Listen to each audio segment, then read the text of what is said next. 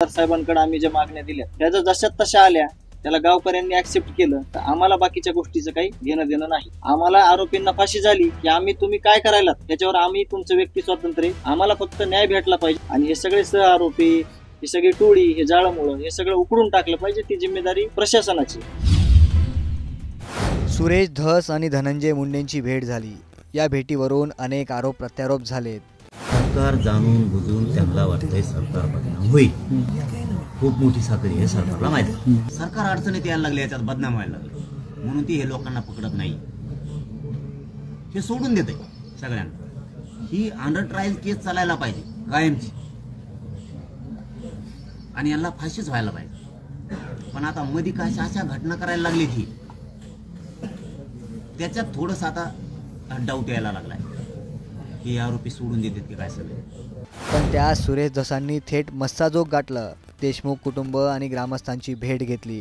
नेमकं त्याच वेळी मुंडे आणि धसांच्या भेटीवर धनंजय देशमुखांनी मोठं वक्तव्य केलंय। धनंजय देशमुख नेमकं काय बोलले तुम्हीच ऐका। आमची भूमिका एक आहे, आम्ही जे दिलंय अण्णांकडे, आमदार साहेबांकडे आम्ही ज्या मागण्या दिल्या त्या जर जशात तशा आल्या त्याला गावकऱ्यांनी ऍक्सेप्ट केलं तर आम्हाला बाकीच्या गोष्टीचं काही घेणं देणं नाही। आम्हाला आरोपींना फाशी झाली की आम्ही तुम्ही काय करायला त्याच्यावर आम्ही तुमचं व्यक्ती स्वातंत्र्य किंवा तुम्ही जे निर्णय घेतात त्याच्यामध्ये आमचं गाव किंवा ते त्याच्यात आम्ही विचारणार नाहीत। आम्हाला ह्या आरोपींना उद्या फाशी द्या, आमच्या बाकीच्या म्हणजे चर्चा करण्याची किंवा त्याच्यावर आमच्या मीटिंग घ्यायची आमची गरजच नाही।